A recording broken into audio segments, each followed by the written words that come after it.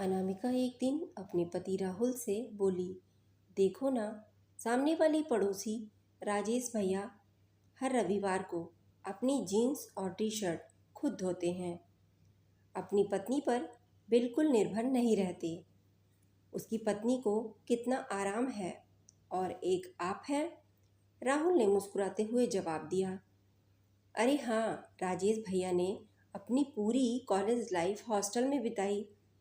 उन्हें अपने कपड़े खुद धोने की आदत है। मुझे कभी ऐसा करने की ज़रूरत ही नहीं पड़ी। इसलिए तो हमने बाई रखी है, जो कपड़े बर्तन झाड़ू पोछा सब करती है। अनामिका ने झुंझलाते हुए कहा, आप हमेशा बहाने बनाते रहते हैं। आपसे तो कुछ नहीं हो सकता।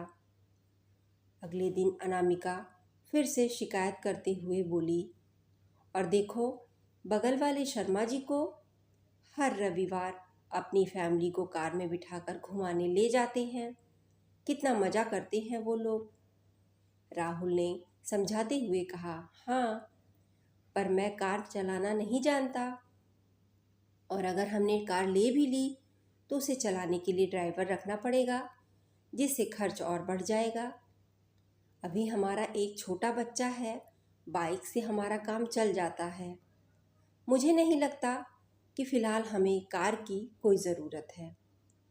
अनामिका ने नाराज़गी से कहा, आपको तो जीना ही नहीं आता। ज़िंदगी मौज मस्ती के लिए होती है। वो लोग तो हफ्ते में 3 बार बाहर खाना खाते हैं, ताकि उनकी पत्नी को रोज़ खाना बनाने का झंझट ना हो।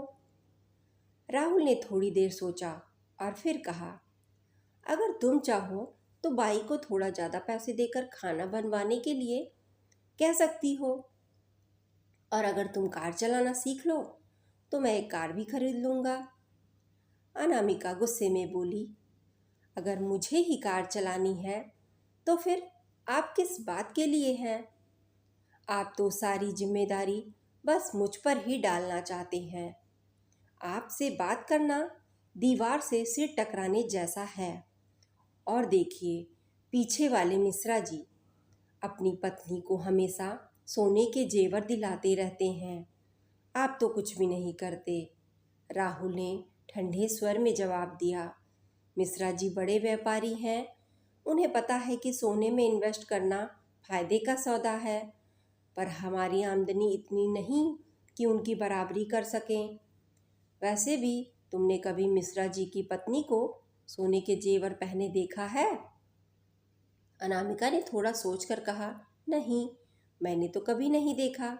वह हमेशा नकली जेवर ही पहनती हैं। लेकिन शादी ब्याह में तो असली जेवर पहनती ही होंगी। कुछ दिनों के बाद रविवार को सामने वाली पड़ोसन अचानक अनामिका के पास आई और रोते हुए बोली, मैं क्या बताऊं, मेरे पति राजेश ने एक औरत रखी हुई है। वह हर हफ्ते नए जीन्स और टी शर्ट उसके लिए खरीदते हैं। जब मैंने उसके कपड़े धोए तो एक दिन पैंट में निरोध का पैकेट मिला। तभी से वह अपने कपड़े खुद धोने लगा है। उसी दिन दोपहर में बगल वाली भी पड़ोसन आई और अपना दुखड़ा सुनाने लगी कि मेरे पति शर्मा कुछ काम धाम नहीं करते, वह मेरे ही पैसों पर ऐश करते हैं। एटीएम कार्ड छीन लिया है और पिन भी पूछ लिया है।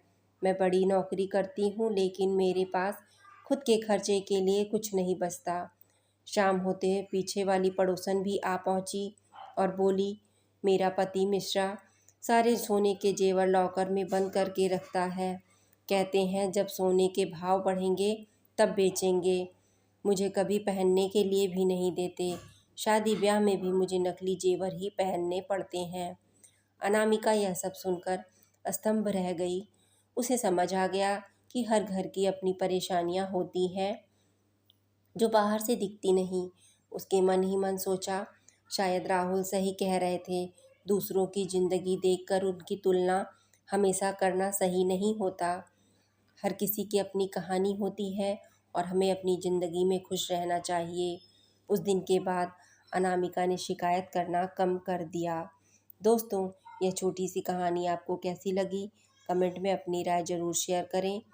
अगर कहानी पसंद आई हो तो चैनल को सब्सक्राइब कर लें, जिससे आने वाली सभी नोटिफिकेशन आपको मिल सके। मिलते हैं एक नई कहानी के साथ, तब तक के लिए धन्यवाद।